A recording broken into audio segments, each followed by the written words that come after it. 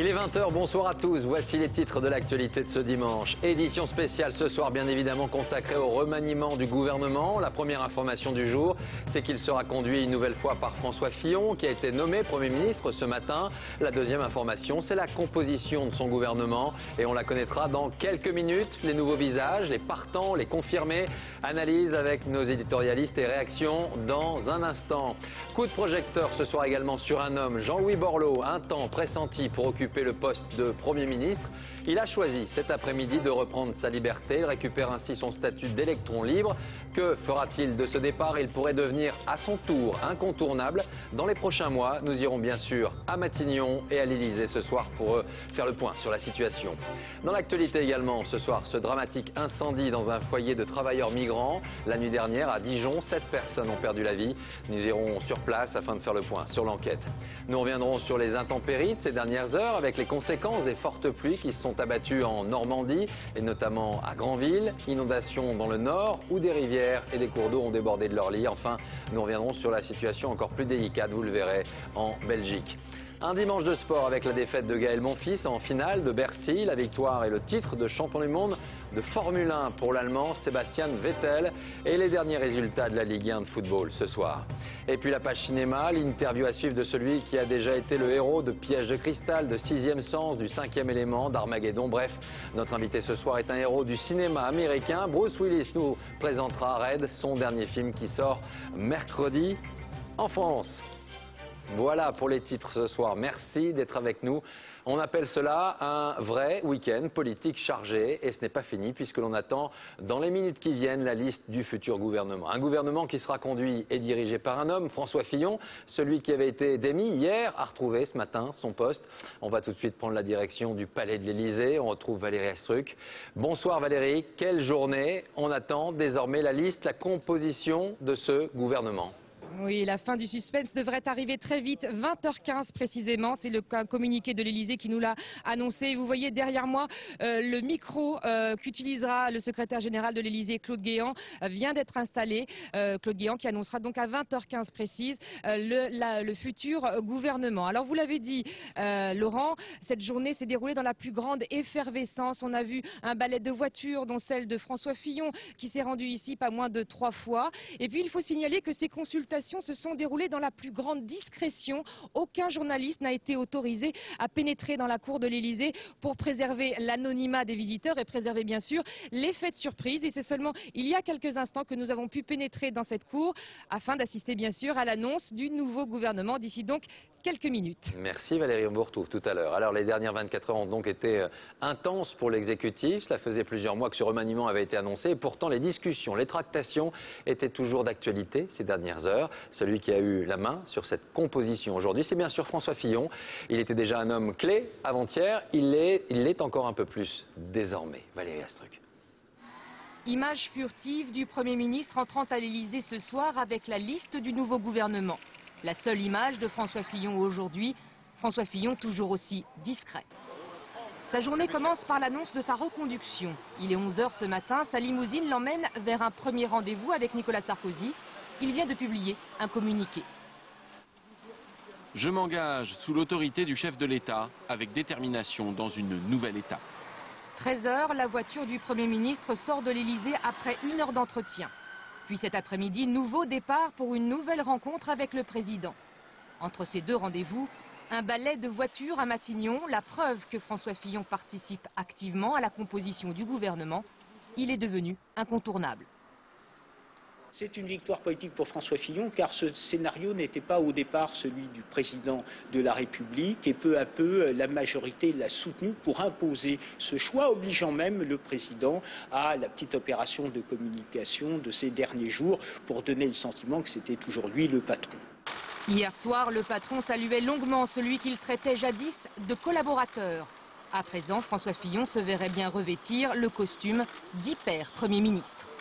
On va maintenant prendre la direction de Matignon et on retrouve Alexandre Carra. Bonsoir Alexandre. Il y a eu plusieurs allers-retours aujourd'hui entre Matignon et l'Élysée. En tout cas, il y a une certitude, c'est l'absence de 2 poids lourds de la majorité dans ce gouvernement. Fillon. Absolument, vous l'avez dit, les tractations ont été difficiles et elles se sont débloquées justement dans l'après-midi à cause de deux cas. D'abord le cas Jean-François Copé, à qui on a proposé le ministère de l'Intérieur. Jean-François Copé, le patron des députés UMP, mais qui a préféré la direction de l'UMP, en tout cas c'est ce que dit ce soir son entourage. Mais surtout il y a l'ex-favori pour Matignon, le cas Jean-Louis Borloo. Jean-Louis Borloo à qui on a proposé un ministère de l'écologie encore agrandi, éventuellement un super Bercy et même un grand ministère des Affaires sociales. Mais finalement il a annoncé avoir choisi de lui-même de quitter le gouvernement. Il le dit pour retrouver sa liberté de parole, de proposition, notamment au service de la cohésion sociale. Merci Alexandre. Revenons justement maintenant sur cette victime symbolique ce soir de ce remaniement en cours. Jean-Louis Borloo était une personnalité forte au sein du gouvernement. Certains le voyaient très proche de Matignon il y a encore très peu de temps. Et aujourd'hui, il a donc fait le choix de ne pas faire partie de la nouvelle équipe gouvernementale. Un choix qu'il a souhaité expliquer dans un communiqué éminemment politique. Julien Beaumont. Depuis son ministère, Jean-Louis Borloo a dit non. Non aux affaires étrangères, non à la justice et non à un super ministère de l'écologie élargi et plus puissant. Ce choix, Jean-Louis Borloo l'explique dans un communiqué très critique adressé à l'AFP. Je préfère retrouver ma liberté de proposition et de parole au service de mes valeurs, au premier rang desquelles je place la cohésion sociale. La cohésion sociale, c'était justement son programme pour devenir Premier ministre. Il y a quelques semaines, il était même favori. Et quand ses détracteurs évoquent son côté brouillon, lui prend de l'altitude. Je pense être au contraire méthodique, scrupuleux, séquentiel, ne faisant que ce que j'ai à faire, mais à fond. Pour Nicolas Sarkozy, Jean-Louis Borloo présentait trois avantages. Tout d'abord la réussite du Grenelle de l'environnement. Ensuite son image sociale parfaite pour recoller les morceaux après la réforme des retraites. Et enfin son étiquette centriste. Pas suffisant pour convaincre les parlementaires de la majorité. Certains n'ont pas hésité à se poser des questions à haute voix. Ma réponse est ce qu'il saura faire. J'en sais rien. Le tournant s'est peut-être joué lors des blocus des dépôts pétroliers. Des départements manquent de carburant, mais le ministre de tutelle minimise alors l'affaire. J'ai fait ce matin, moi, une dizaine de pompes, comme je fais tous les matins. Face à François Fillon, Jean-Louis Borloo est le grand perdant. Pour la première fois depuis 2002, il sera absent du gouvernement, mais peut-être pas de la présidentielle. En reprenant sa liberté, il s'offre la possibilité de se présenter en 2012 au nom des centristes, exactement ce que souhaitait éviter Nicolas Sarkozy. Et Jean-Louis Borloo a également annoncé qu'il réunira dès demain toutes les forces du centre, le Parti radical, le nouveau centre, et cela afin d'examiner les leçons à tirer de la nouvelle situation politique. Avec nous ce soir, afin de décrypter, d'analyser cette séquence politique que nous sommes en train de vivre, Mickaël Darmon du service politique de France 2, mais également Yves Tréhard du Figaro et Laurent Geoffrin du journal Libération. Bonsoir à tous. D'abord, Mickaël, dans quel état d'esprit est selon vous ce soir Jean-Louis Borloo? Il est amer, il est en colère? Ah oui, il est amer et en colère, hein, ça il ne le cache pas, et son entourage répercute absolument ce message. Il parle même d'ailleurs de retour d'une méthode de RPR et tout simplement, comme vous l'avez dit, veut aujourd'hui fédérer le centre en dehors donc de l'UMP. Et c'est peut-être d'ailleurs une des leçons déjà de ce remaniement, ça doit être le rassemblement et ça commence par l'éclatement de la droite. Yves Tréhard, une réaction, le départ de Jean-Louis Borloo, il va falloir écouter Jean-Louis Borloo dans les jours qui viennent. Il va falloir écouter parce qu'il va prendre la parole, évidemment, il va jouer sa partition. Ce qui est évident, ce qui apparaît clairement dans ce gouvernement qui va nous être présenté, c'est un gouvernement resserré autour des personnes en qui Nicolas Sarkozy a une confiance totale. Et c'est un gouvernement, il ne faut pas se le cacher, de combat pour 2012. C'est un gouvernement très électoral de ce point de vue. Laurent Geoffrin, une perte importante pour le gouvernement Fillon, Jean-Louis Borloo? Ah oui, parce que toute cette affaire est beaucoup plus un renoncement qu'un remaniement. Vous l'avez noté, le film, à l'origine, c'était pas du tout celui-là. C'est après les régionales qui étaient un désastre. Sarkozy s'est dit, bon, je vais faire une séquence très à droite, immigration, identité nationale, et puis retraite, qui est un affrontement droite-gauche, et ensuite je fais l'ouverture au centre. C'est ça le scénario. Et le scénario a échoué parce qu'il y a eu une révolte de la droite profonde, qui ne veut pas d'une ouverture au centre. Et donc vous avez un gouvernement de combat, effectivement, mais qui est réduit à son précaré, c'est-à-dire sur la droite la plus classique, la plus traditionnelle, qui est l'UMP stricto sensu. Vous restez tous les trois avec nous. Autre question clé justement, pourquoi un tel remaniement? Pourquoi ce choix d'une nouvelle séquence? De son côté, François Fillon parle de nouvelles pages. Quel sens souhaite donner à tout cela le président de la République? Élément de réponse avec Jeff Wittenberg ce soir.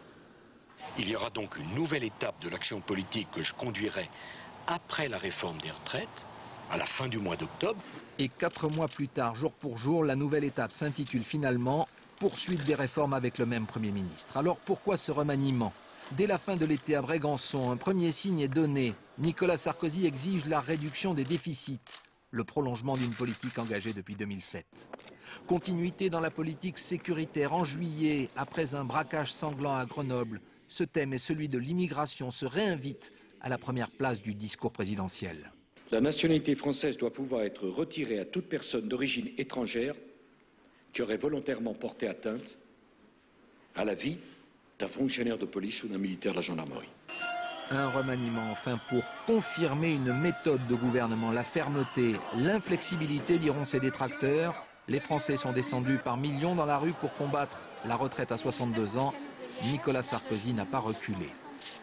Si on vit plus longtemps, il faut donc qu'on travaille plus longtemps. Le signe qui est envoyé à l'opinion ce soir, aujourd'hui, c'est un signe voulu de stabilité, de cohérence, de maintien de la ligne politique des 3 dernières années, et ce probablement jusqu'à l'élection présidentielle de 2012. 18 mois avant l'échéance, l'élection présidentielle, c'est évidemment l'objectif de cette nouvelle étape qui débute ce soir. Alors le compte à rebours avance, on connaîtra la nouvelle liste du gouvernement dans quelques minutes, sans avancer de certitude.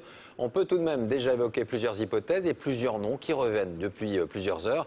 D'abord, on parle de plus en plus, Mickaël, d'Alain Juppé. Va-t-il faire son entrée au gouvernement dans quelques minutes? Oui, effectivement, très probablement, il devrait donc rentrer, peut-être à la Défense. Ça fait déjà plusieurs fois que Nicolas Sarkozy lui propose de rentrer au gouvernement. Et malgré donc les positions très critiques, Alain Juppé a envie de rentrer au gouvernement et ça va très certainement se faire là. Il ferait un retour important, Alain Juppé? Oui, surtout qu'il était resté très peu de temps la première fois. Simplement, il y a la défense, mais il y a aussi éventuellement l'écologie, qui est un thème qui lui est cher, pour lequel il a des convictions. Et c'est un poids lourd pour la majorité. Simplement, c'est jamais quelqu'un qui a été très populaire. On parle maintenant de Michèle Alliot-Marie. Elle est au sein du gouvernement. Est-ce qu'elle pourrait quitter ce gouvernement? Alors, c'est toujours le suspense avec elle. Un jour elle est dedans, un jour elle est dehors. Là, on la donne arrivant au Quai d'Orsay, une hypothèse que pouvait prendre Jean-Louis Borloo. On aura certainement la confirmation dans quelques instants. Elle représente aussi l'enjeu également vis-à-vis de l'électorat UMP-RPR. Un autre homme clé de ce gouvernement, Brice Hortefeux, qui pourrait rester au ministère de l'Intérieur après plusieurs hypothèses. Il a failli aller à l'UMP, il a peut-être aussi failli à l'Élysée. Il pourrait finalement rester donc ministère de l'Intérieur, élargi peut-être avec un secrétaire d'État également à l'immigration. Autre personnalité importante, Xavier Bertrand, qui va faire très certainement son retour puisqu'il va quitter donc l'UMP. On parle de lui pour le grand pôle social, santé et également social, santé. On va voir ça dans un instant. D'abord, l'heure des premières réactions. Réaction avant même la composition du gouvernement. Réaction tout d'abord de Ségolène Royal pour le Parti socialiste. Finalement, il ne s'est rien passé. Il y a eu 6 mois d'hésitation, 6 mois d'un feuilleton ininterrompu, de choc des ambitions, pour finalement ne rien changer, et surtout ne pas changer un Premier ministre d'un gouvernement qui a gravement échoué. Le chômage est en hausse, les déficits publics se sont considérablement aggravés, le pouvoir d'achat est en berne, le chômage des jeunes a explosé, donc ce gouvernement a échoué. Le président de la République avait promis un nouveau souffle, un renouvellement, et finalement rien ne change. Donc il n'y a pas de remaniement. Voilà pour la réaction de Ségolène Royal. On attend toujours la composition du gouvernement. Valérie Astruc, est-ce que les choses se précisent sur le perron de l'Élysée? Écoutez, on sent effectivement beaucoup d'effervescence. De nombreux journalistes sont à mes côtés pour attendre évidemment la sortie de Claude Guéant, le secrétaire général de l'Élysée, qui devrait arriver sur le perron à 20h15 précise pour, comme le veut la tradition, lire la liste du nouveau gouvernement. Alors vous le savez, tout s'est fait dans la précipitation. Songez que ce remaniement devait intervenir demain ou après-demain. Et finalement, le calendrier s'est accéléré. Et c'est évidemment le président Sarkozy qui a voulu cet effet de surprise. A tout de suite, Valérie. Autre réaction ce soir, celle de François Bayrou. Il était l'invité de France 5 ce soir. On l'écoute. Après tant de mise en scène, évidemment, le résultat des courses apparaît comme, c'est le moins qu'on en puisse dire, mince. Hein, on est plus près du rien que du grand chambardement. Alors maintenant, Laurent Geoffrin, juste une question. Qu'est-ce qui ressort de cette séquence présidentielle qu'on est en train de vivre, effectivement, depuis le début de ce week-end. Beaucoup de suspense, beaucoup de scénarisation de la vie politique, selon vous, ou pas? C'est un scénario un peu vide parce que ça traduit surtout un affaiblissement du président de la République. On a un sondage demain dans Libération qui le montre bien, c'est que sa cote de popularité est tombée au plus bas à 31% dans notre sondage. Et quand on demande aux sondés quelles sont les personnalités de droite qui ont un avenir, Fillon arrive en tête et Sarkozy arrive en 6e position, ce qui est un peu humiliant. En fait, à l'Élysée, le pouvoir n'est plus vraiment tenu en main. Enfin, c'est très difficile. Il y a des contraintes qui s'imposent et auxquelles Sarkozy est obligé de faire droit. On va entendre une réaction certainement différente de la part d'Yves Tréhard. Yves Tréhard, Le Figaro. Non, ce qui est intéressant, c'est qu'au début du quinquennat, souvenez-vous, on disait qu'il y avait un collaborateur qui était Fillon et puis le président de la République qui était omnipotent. On est passé d'un extrême à l'autre. Et on a l'impression, effectivement, ce soir, qu'il y a un rééquilibrage qui s'est opéré, que Fillon a certainement pesé pour rester, c'est évident, il l'a même publiquement exprimé, et que Nicolas Sarkozy essaye de composer avec cette majorité qui se resserre finalement, puisqu'il n'est plus question d'ouverture, mais ça fait longtemps, il n'est plus tellement question des centristes, à moins qu'on ait des surprises tout à l'heure, et on est avec les hommes liges, comme Hortefeux, comme Juppé, qui est quand même un traditionnel du gaullisme, et comme quelques-uns qui sont très fidèles à Nicolas Sarkozy, peut-être Xavier Bertrand qui va rentrer dans le gouvernement. On écoute maintenant Hervé Morin, ministre de la Défense, qui a déjà annoncé qu'il ne serait pas dans cette nouvelle composition de gouvernement. On l'écoute tout de suite. J'ai vu apparaître une équipe de campagne. Je dirais même que j'ai vu apparaître une équipe de campagne électorale UMP. Et je pourrais même dire que j'ai vu apparaître une équipe de campagne UMP proche du RPR. Et donc, je le regrette. Alors, Mickaël, il va falloir compter avec le centre dans les jours qui viennent. Il se fait déjà entendre ce soir, avant même la composition du gouvernement. Il n'y aura plus de centristes au sein de ce gouvernement? Non, il y a quelques centristes qui devraient rentrer. D'ailleurs, une des batailles symboliques qui s'est jouée depuis une heure ou deux, c'est justement sur le poste de la justice, où apparemment ça pourrait donc arriver à Michel Mercier, qui était actuellement donc, à l'aménagement du territoire en tant que secrétaire d'État. On parle également de l'entrée de Maurice Leroy et peut-être également du président de la région Alsace, Philippe Richer. Mickaël, je vous coupe tout de suite l'arrivée de Claude Guéant. On l'écoute, la composition du gouvernement. Mesdames et messieurs, bonsoir. Sur la proposition du Premier ministre, le président de la République a nommé Monsieur Alain Juppé, ministre d'État, ministre de la Défense et des Anciens combattants. Madame Michèle Alliot-Marie, ministre d'État, ministre des Affaires étrangères et européennes. Madame Nathalie Kosciusko-Morizet, ministre de l'Écologie, du Développement durable, des Transports et du Logement.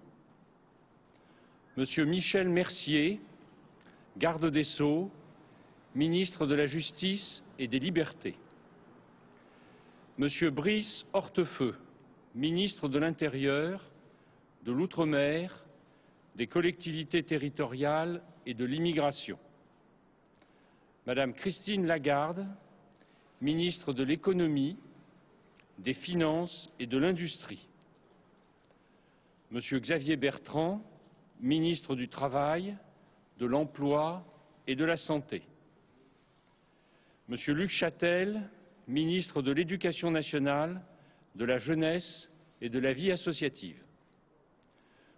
Monsieur François Baroin, ministre du Budget, des Comptes publics, de la fonction publique et de la réforme de l'État, porte-parole du gouvernement.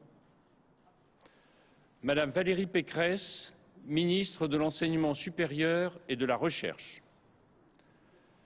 Monsieur Bruno Le Maire, ministre de l'Agriculture, de l'Alimentation, de la Pêche, de la Ruralité et de l'Aménagement du territoire. Monsieur Frédéric Mitterrand, ministre de la Culture et de la Communication. Madame Roselyne Bachelot-Narquin, ministre des Solidarités et de la Cohésion sociale. Monsieur Maurice Leroy, ministre de la Ville. Madame Chantal Jouanneau, ministre des Sports. Monsieur Patrick Ollier, ministre auprès du Premier ministre, chargé des relations avec le Parlement. Monsieur Éric Besson, ministre auprès de la ministre de l'Économie, des Finances et de l'Industrie, chargé de l'industrie, de l'énergie et de l'économie numérique. Monsieur Henri de Rincourt, ministre auprès de la ministre d'État, ministre des Affaires étrangères et européennes, chargé de la coopération. Monsieur Philippe Richert, ministre auprès du ministre de l'Intérieur, de l'Outre-mer, des collectivités territoriales et de l'immigration, chargé des collectivités territoriales. Monsieur Laurent Wauquiez, ministre auprès de la ministre d'État, ministre des Affaires étrangères et européennes, chargé des Affaires européennes. Madame Nadine Morano, ministre auprès du ministre du Travail, de l'Emploi et de la Santé, chargée de l'apprentissage et de la formation professionnelle. Madame Marie-Luce Panchard, ministre auprès du ministre de l'Intérieur, de l'Outre-mer, des collectivités territoriales et de l'immigration, chargée de l'Outre-mer. Monsieur Pierre Lelouch, secrétaire d'État auprès de la ministre de l'Économie, des Finances et de l'Industrie, chargé du commerce extérieur. Madame Nora Berra, secrétaire d'État auprès du ministre du Travail, de l'Emploi et de la Santé, chargé de la Santé. Monsieur Benoît Apparu, secrétaire d'État auprès de la ministre de l'Écologie, du Développement durable, des Transports et du Logement, chargé du Logement. Monsieur Georges Tron, secrétaire d'État auprès du ministre du Budget, des Comptes publics, de la Fonction publique et de la Réforme de l'État, chargé de la Fonction publique. Madame Marianne Monchamp, secrétaire d'État auprès de la ministre des Solidarités et de la Cohésion sociale. Monsieur Thierry Mariani, secrétaire d'État auprès de la ministre de l'Écologie, du Développement durable, des Transports et du Logement, chargé des Transports.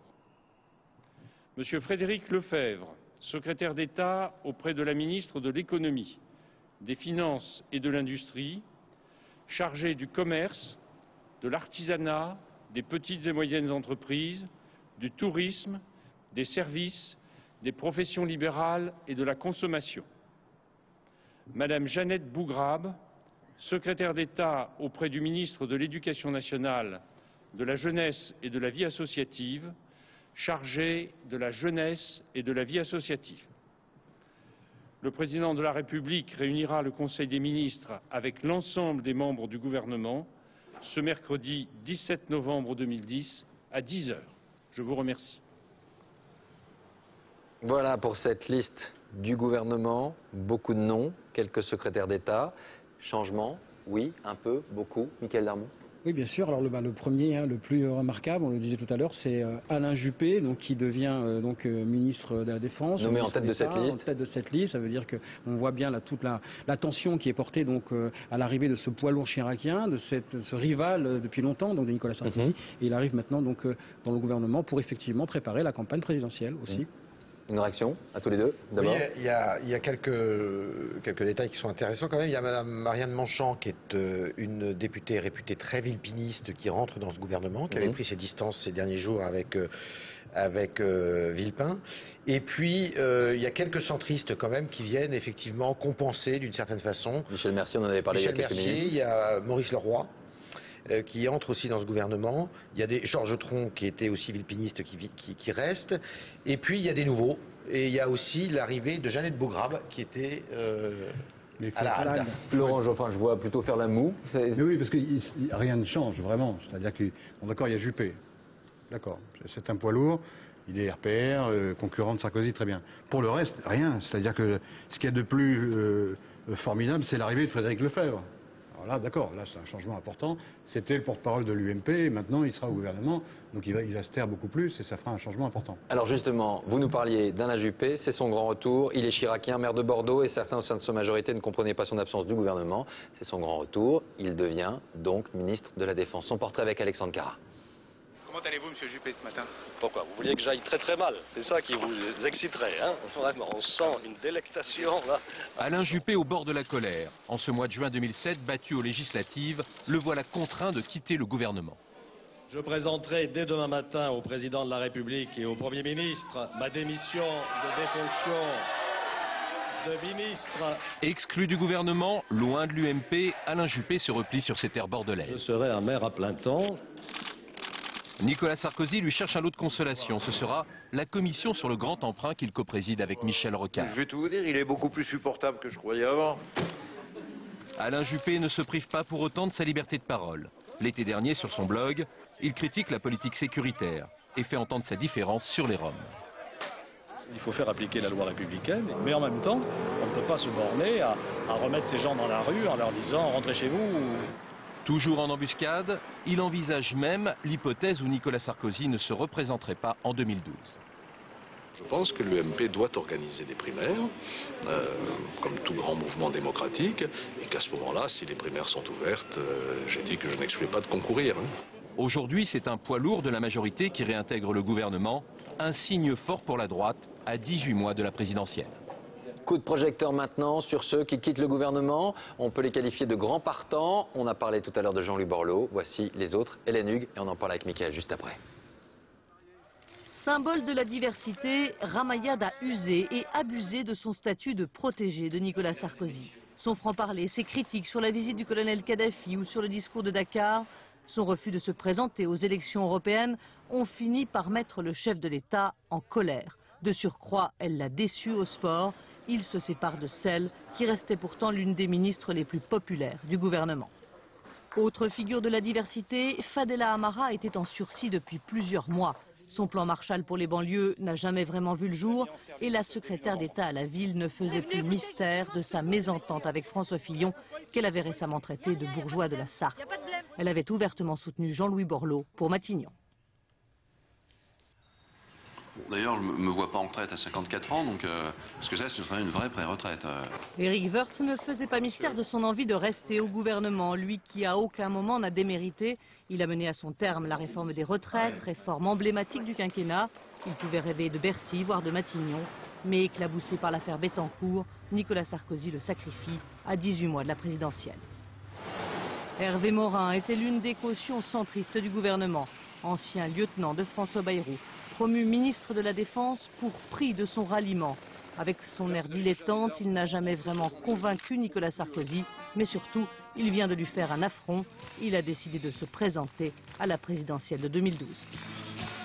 Mickaël, des départs forts et symboliques aussi. Oui, symbolique d'ailleurs de 3 ordres, qui correspondent à 3 grands problèmes en fait rencontrés ces derniers temps. Éric Woerth tout d'abord, avec bien entendu l'affaire Woerth-Bettencourt et ce souci donc aujourd'hui d'éthique et de rigueur. Bernard Kouchner qui symbolise finalement la fermeture de l'ouverture, qui était déjà en disgrâce depuis quelques temps, et bien sûr Ramayad qui paye aussi sa liberté de parole qui avait été tellement revendiquée au début du quinquennat. Alors justement, Bernard Kouchner, on a beaucoup parlé d'ouverture. Est-ce que ce soir une page se tourne avec cette nouvelle étape du gouvernement Fillon? En tout cas, Bernard Kouchner a disparu de l'équipe gouvernementale.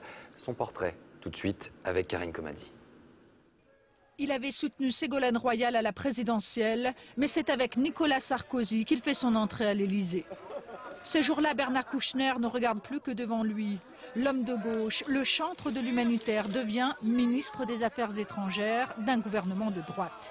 Une prise emblématique pour un président qui prône l'ouverture, un choix très vite problématique pour le diplomate.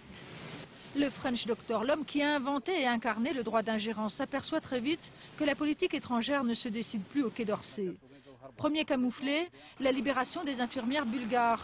C'est le couple présidentiel Cécilia Sarkozy en tête qui s'attribue le succès de l'opération. Pardon de vous interrompre, Monsieur le Président, mais un certain nombre de mesures médicales avaient été prises, un voyage prévu. Alors à quoi sert Kouchner? Ses anciens camarades socialistes posent ouvertement la question. 2 ans plus tard, c'est son honneur qui est attaqué. Pierre Péan l'accuse de conflit d'intérêts. Au cours de ma carrière, je crois, triste carrière consacrée justement à l'humanitaire et à la morale. Ça dure depuis 40 ans. Personne ne m'a jamais dit ça. Dernier camouflé, les Roms. Les expulsions par le gouvernement le placent dans un ultime porte-à-faux. Je suis pas content de ce qui s'est passé. De quoi? Les Roms, je m'en occupe depuis 25 De ans. quoi? Comment faire pour y remédier? En démissionnant, j'y ai pensé. Le remaniement ne lui en laissera pas le temps. Istréhar, fin de l'ouverture, nouveau gage à l'UMP. Oui, il faut surtout dire que c'était une vraie fausse ouverture parce que les quelques personnalités qui venaient de l'opposition qui sont entrées dans ce gouvernement n'étaient pas des apparatchiks du Parti Socialiste. Kouchner n'était même pas au Parti Socialiste, il était au Parti Radical. Il n'y a que Besson, mais qui n'était pas un homme de premier plan non plus au PS. Donc ça n'a jamais été une ouverture très grande. Laurent Geoffrin, fin de carrière pour Bernard Kouchner, fin de carrière politique? Oui, il y a des chances, oui, j'imagine. Il n'a pas beaucoup brillé dans son ministère et en plus il est tombé en disgrâce très très vite. Donc il y a peu de chances que ça revienne. On écoute la première réaction ce soir, celle de la première secrétaire du Parti Socialiste, Martine Aubry, qui s'exprime depuis le siège du PS, rue de Solferino, à Paris. On l'écoute. Le président a reconduit le même Premier ministre pour mener la même politique. Monsieur Sarkozy a annoncé ce remaniement il y a 6 mois.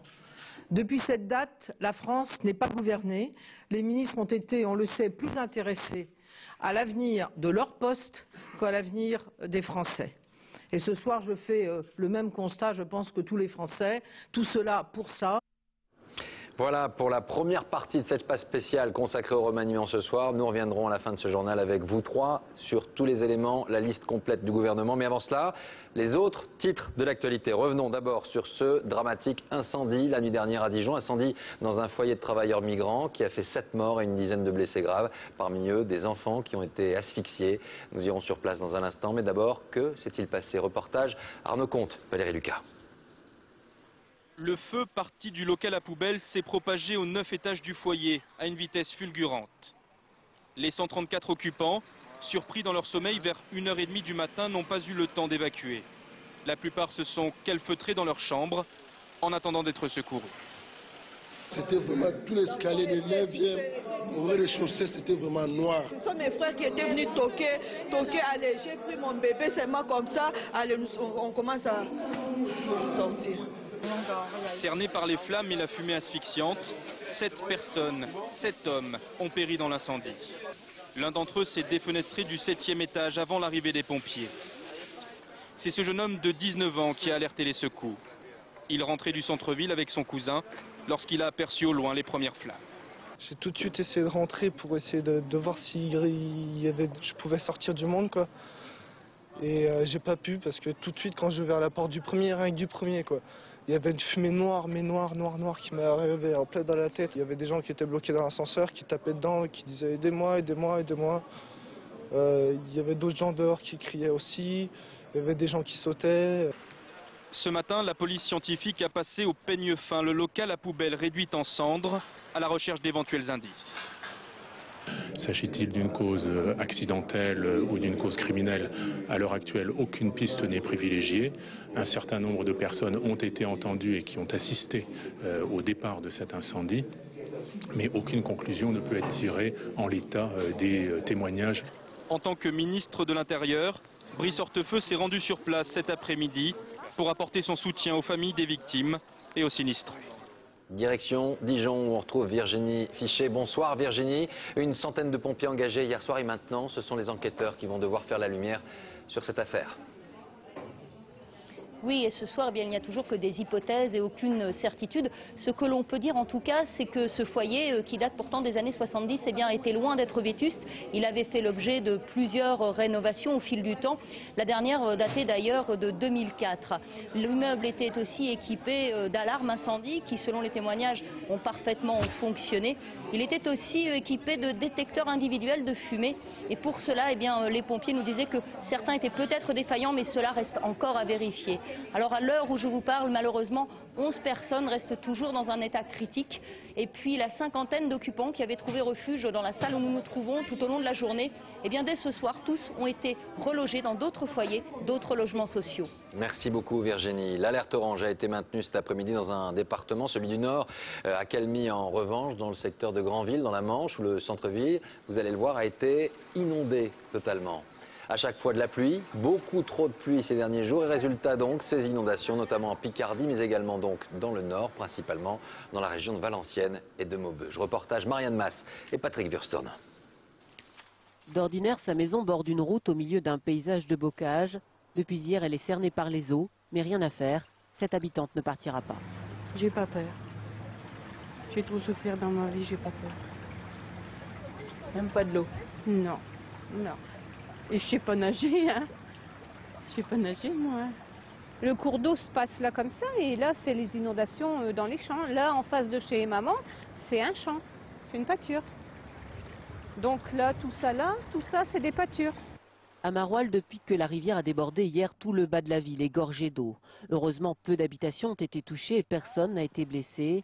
À Fourmilles, cette nuit, ce sont 2 quartiers de la ville qui ont été pris par les eaux.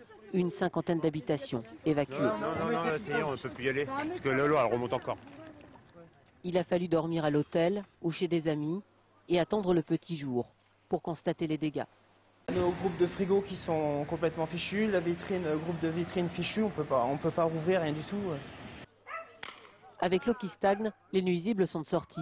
On chasse le rat musqué pour éviter qu'ils ne viennent dans les maisons. Si dans le nord, l'alerte orange a été levée, dans les heures qui viennent, les nappes et les cours d'eau risquent encore de jouer au vase communicant. Toute la journée, bon, c'est stabilisé, mais ce qu'on craint, c'est que demain, l'eau monte à cause du canal qui va refouler. Il faudra encore certainement 2 ou 3 jours avant un retour à la normale. Et quelques kilomètres plus au nord, en Belgique, la situation est encore plus dramatique, puisqu'au moins 2 personnes ont perdu la vie suite à ces intempéries. Plusieurs zones du pays sont en état d'alerte maximale. Voilà, il est 20h34 à suivre. Dans un instant, la première déclaration publique d'Aung San Suu Kyi à Rangoon. L'icône birmane a retrouvé la liberté hier. Elle appelle à la réconciliation nationale. Un dimanche de sport avec beaucoup de choses. La défaite de Gaël Monfils en finale à Bercy. Le sacre de l'Allemand Sébastien Vettel qui devient champion du monde de Formule 1. Et puis le football avec la Ligue 1 et les derniers résultats. Le cinéma, on retrouvera un héros du cinéma américain. Bruce Willis nous racontera à quoi ressemble son dernier film. Il s'appelle Red et sort mercredi prochain. Enfin, nous reviendrons bien sûr sur le remaniement du gouvernement. François Fillon, acte 2, avec nos éditorialistes Yves Tréhard pour Le Figaro, Laurent Geoffrin pour Libération, et puis Mickaël Darmon qui est également avec nous. Mais avant cela, suite de l'actualité à l'étranger, avec le visage d'une femme libre, celui d'Aung San Suu Kyi, qui a profité de cette liberté retrouvée depuis la levée de son assignation à résidence hier pour se rendre au siège de son parti à Rangoon, l'occasion de s'adresser publiquement à ses militants. Les mots qu'elle a choisis aujourd'hui, courage, démocratie et espoir pour la Birmanie. Jean-Marc Ilouz. Une immense bousculade bon enfant, comme si par enchantement la dictature militaire et sa police secrète avaient disparu. Pour une Aung San Suu Kyi radieuse, la fin de 7 ans d'isolement et les retrouvailles tant espérées avec son peuple. Le bonheur d'être de nouveau entouré d'amis et comme toujours une sérénité sans illusion, pour exiger le respect de la liberté d'expression, mais aussi mettre en garde contre la division des forces démocratiques. Devant les journalistes étrangers, hier encore indésirables, la dame de Rangoon rappelle au monde, comme au Birman, de ne pas compter sur un miracle. Je l'ai dit à mes partisans, je ne peux pas y arriver toute seule. À vous aussi de m'aider. Une chose aussi importante que la démocratie authentique ne peut venir d'une seule personne. Aux diplomates occidentaux, Aung San Suu Kyi s'est dite prête à parler au pouvoir militaire, voire à demander la levée de certaines sanctions. La page cinéma de ce dimanche soir est avec nous, celui qui a déjà été le héros de Piège de cristal, de Sixième Sens, de Pulp Fiction, d'Armageddon, du Cinquième élément, bref, un héros du cinéma américain. Bonsoir, Bruce Willis. Bonsoir. Merci d'être avec nous. D'abord, vous allez bien? Est-ce que vous sentez bien quand vous êtes à Paris? Ben, je me sens très bien, j'aime beaucoup être ici, toujours. Vous revenez avec un film qui s'appelle Red, et vous voilà en train de jouer Les Retraités. C'est quoi cette histoire? Bruce Willis qui joue un retraité. Qui vous a proposé ce scénario? Effectivement, j'ai des doutes moi aussi, je ne suis pas tout à fait disposé à prendre ma retraite. Donc il a fallu que je me maquille pour me rendre un peu plus vieux que je ne le suis. Et je suis toujours maquillé d'ailleurs. Alors vous restez avec nous, on va regarder les premières images de Red, le film vu par Marie-Jo Join, et on se retrouve juste après. Bonjour, Sarah, à votre écoute. C'est Franck Moses. Franck? Qu'est-ce qui se passe? Le sujet frôle l'actualité, il a pour thème la retraite. Pas grand-chose. Encore un peu plus à gauche. Et oui, même pour les agents de la CIA. Ça, c'est parfait. Mais comédie oblige, ces ex-agents-là doivent reprendre du service menacés par un ancien contact. Qu'est-ce qu'on peut faire alors? Alors, on repart tous ensemble comme avant. Bruce Willis incarne Frank Moses, héros de la BD dont le film s'inspire. Un casting 4 étoiles. Bruce Willis, Morgan Freeman, John Malkovich, Hélène Mirren. Du lourd qui ne se prend pas au sérieux. Présente Victoria, la meilleure repasseuse de tout le métier. Très souvent, dans ce genre de job, votre retraite, non seulement on vous l'impose, mais on peut aussi vous réduire au silence par n'importe quel moyen. Vous en savez trop. Officiellement, cette mission n'existe pas. Qui aura la peau de l'autre, Bruce Willis s'est porté volontaire pour ses cascades. J'ai formé Gordeski. Pratiquant même l'autodérision, très loin de l'image du héros invincible que l'on peut se faire de lui. Alors Bruce Willis, on comprend très vite que c'est un film d'action, mais on rit aussi beaucoup. C'est ça qui vous a plu dans ce film? Yes, it is funny and it does take your mind off the fact C'est amusant, ça vous crazy things distrait. are happening, big explosions are Et on ne pense plus à des choses tout à fait great cast. folles, bizarres qui se passent. Lots of fun actors. Hélène C'était très Mirren amusant. en reine de la mitraillette, effectivement, c'est assez surprenant. In a cocktail dress, in that white cocktail Oui, dress. en robe blanche, Full dans un automatic, 50 cocktail, caliber. un calibre 50, très sexy en fait. En naissant en Allemagne, Bruce Willis, dans une caserne militaire, vous aviez potentiellement deux vies qui se proposaient à vous, soit devenir militaire, soit être héros de films d'action. Est-ce que vous auriez pu devenir militaire? Well, I could have, I think, but Oui, peut-être, je pense. I'm much happier just pretending to be things. Mais je and préfère much better prétendre than actually having l'être to, plutôt que be in actual d'avoir combat. à participer à des combats réels. Goes on in our world. J'avais vu que même à un moment donné, vous étiez posé la question de savoir que vous auriez bien aimé vous engager, même en Irak. Well, yes, but I was Oui, peut-être. told that I was a little too old for Mais that. on m'a dit que j'étais un petit peu trop vieux pour ça. Elle vous plaît l'Amérique de Barack Obama aujourd'hui? Do you want me to be honest with you? Vous voulez que je parle franchement? No, I don't care for it. Non, j'aime pas beaucoup. Well, I don't know if you heard this or not, but in the United States, Je ne sais pas si vous le savez, mais aux États-Unis, les politiciens ont pris beaucoup d'argent, 850 milliards de dollars, de l'argent du contribuable, No one seems to be able to explain it. et on n'arrive pas à bien It may take l'expliquer. years, may take Il years va for them peut-être falloir des années to sort it out. pour qu'on comprenne exactement ce qui s'est passé. La carrière d'acteur, elle est faite bien évidemment de haut et de bas. Vous en avez souvent parlé. Est-ce que ces doutes, finalement, ils vous ont permis aussi de vous construire, de vous faire mûrir et peut-être de vous donner envie de faire d'autres choses parfois?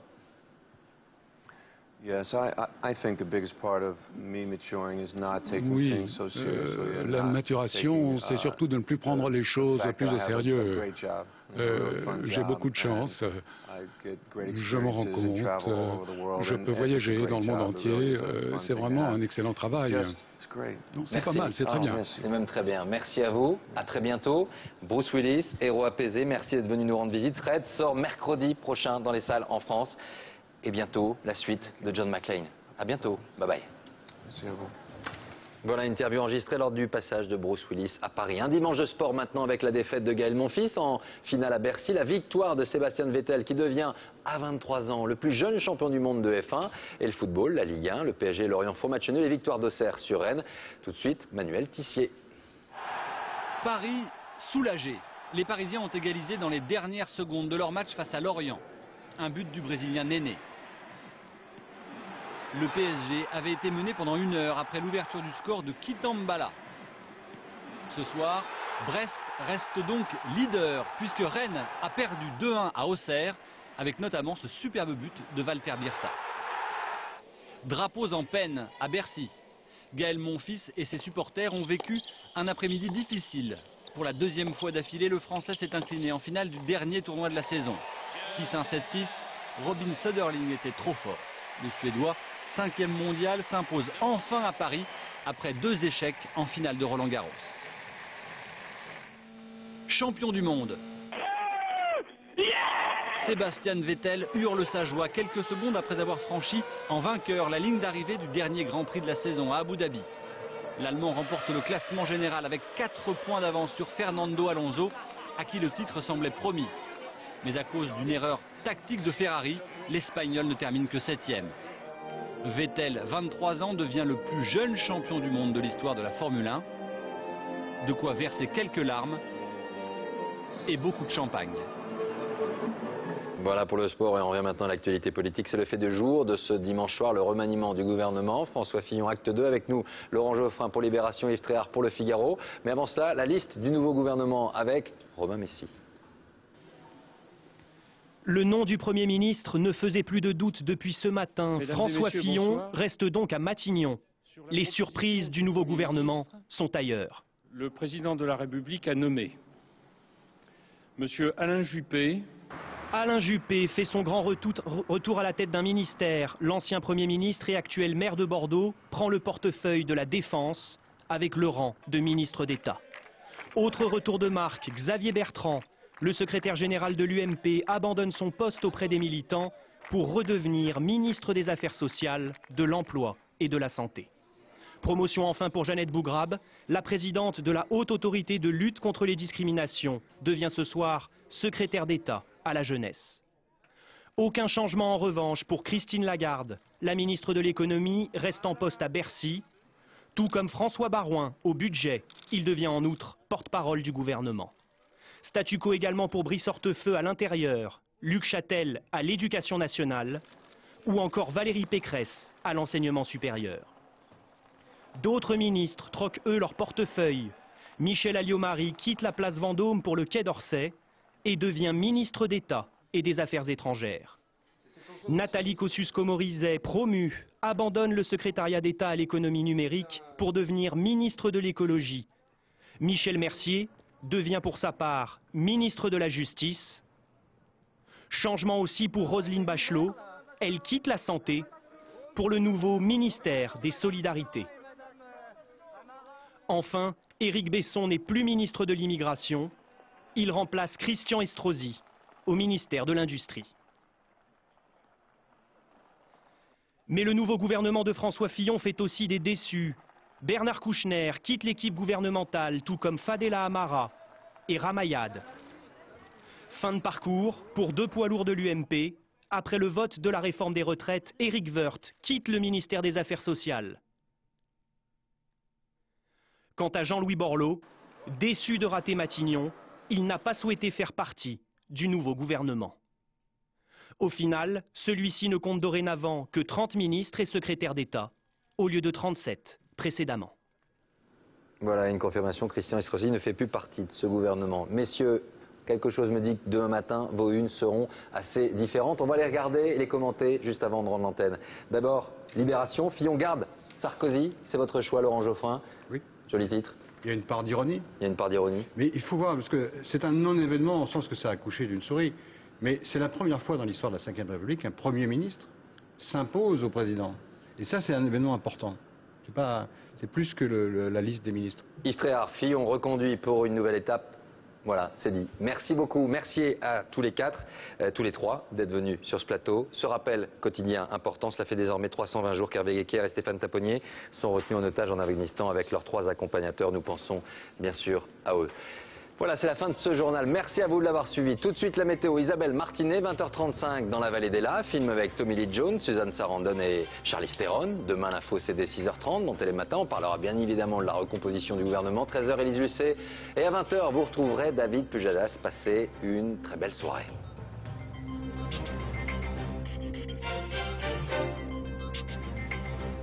L'info en continu, c'est aussi sur France2.fr.